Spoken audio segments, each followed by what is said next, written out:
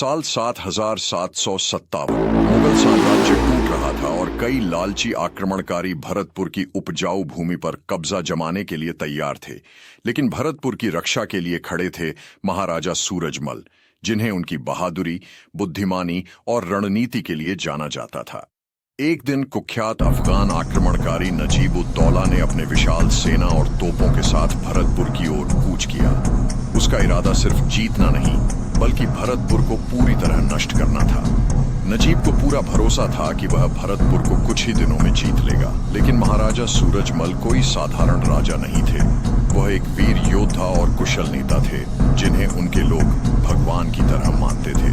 जब नजीब के आक्रमण की खबर महाराजा तक पहुंची, तो वह लोहे के किले लोहागढ़ के सबसे ऊंचे प्राचीर पर चढ़े। उन्होंने क्षितिज पर धूल के बादल उठते देखे और उनकी आंखों में एक अडिग दृढ़ता झलक उठी। आने दो उन्हें, सूरजमल ने शांत लेकिन दृढ़ आवाज में कहा। हम उन्हें दिखाएंगे कि भरतपुर की भूमि पर केवल बहादुरी और बलिदान की फसल उगती है। नजीब की सेना ने किले को चारों तरफ से घेर लिया और दिन रात उसकी मोटी दीवारों पर तोपों से हमला किया, लेकिन किले की दीवारें अडिग रहीं। लोहागढ़, जिसे लौह किला कहा जाता है, केवल पत्थरों से नहीं बल्कि उसके रक्षकों की हिम्मत से बना था। किले के अंदर भरतपुर के लोग अपने राजा से प्रेरित होकर रक्षा को और मजबूत करने में जुट गए। एक रात अंधेरे में महाराजा सूरजमल ने अपने सबसे भरोसेमंद योद्धाओं को बुलाया। उन्होंने एक साहसी योजना बनाई, दुश्मन की आपूर्ति को खत्म करने के लिए अचानक हमला करना।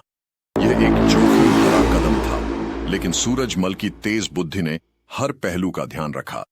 सूरज के उगने से पहले भरतपुर के चुनिंदा घुड़सवार योद्धाओं का एक छोटा दस्ता किले से बाहर निकला।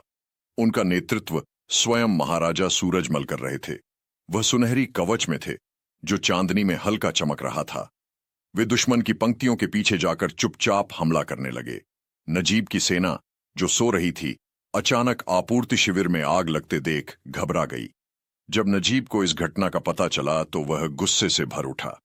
उसने किले पर पूरे बल के साथ हमला करने का आदेश दिया। सैकड़ों सैनिकों ने हमला किया, लेकिन उन्हें भरतपुर के रक्षकों के तीरों और तोपों के सामने मुंह की खानी पड़ी। महाराजा सूरजमल किले की प्राचीर पर खड़े होकर अपने सैनिकों को प्रेरित कर रहे थे। अपनी इज्जत के लिए लड़ो, भरतपुर के लिए लड़ो। हर तीर और हर तलवार का वार हमें जीत के और करीब ले जाएगा। नजीब ने अपनी आखिरी चाल के तौर पर युद्ध के हाथियों को किले के दरवाजों पर हमला करने भेजा। धरती कांप उठी जब विशाल हाथी दरवाजों की ओर बढ़े, लेकिन सूरजमल पहले ही इस चाल को समझ चुके थे। उन्होंने किले के दरवाजों के पास छिपे गड्ढों में नुकीले खंभे लगवाए थे। जैसे ही हाथी आगे बढ़े, वे गड्ढों में गिर गए और घायल होकर चीखने लगे। पूरा मैदान उनके चीत्कार से गूंज उठा और नजीब की सेना का हौसला टूट गया। अपनी सेना को बिखरता देख नजीब समझ गया कि उसने सूरजमल को कम आंका था। अपनी हार मानते हुए उसने पीछे हटने का आदेश दिया, लेकिन सूरजमल ने उसे यूं ही जाने नहीं दिया। उन्होंने अपनी घुड़सवार सेना के साथ दुश्मन का पीछा किया और भरतपुर की धरती से उन्हें खदेड़ दिया। दुश्मन अपने हथियार, तोपें और यहां तक कि अपना झंडा भी छोड़कर भाग खड़ा हुआ, जो सूरजमल की जीत का प्रतीक बन गया। जब सूरज ढल गया, तो भरतपुर के लोग किले के द्वार पर इकट्ठा हुए और अपने राजा की जय जयकार करने लगे।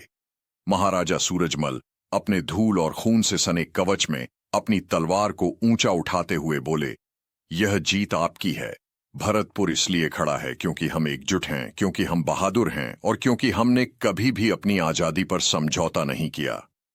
लोगों की जयकार से पूरा इलाका गूंज उठा। सूरजमल की वीरता की यह कहानी पूरे भारत में फैल गई और आने वाली पीढ़ियों को प्रेरित करती रही।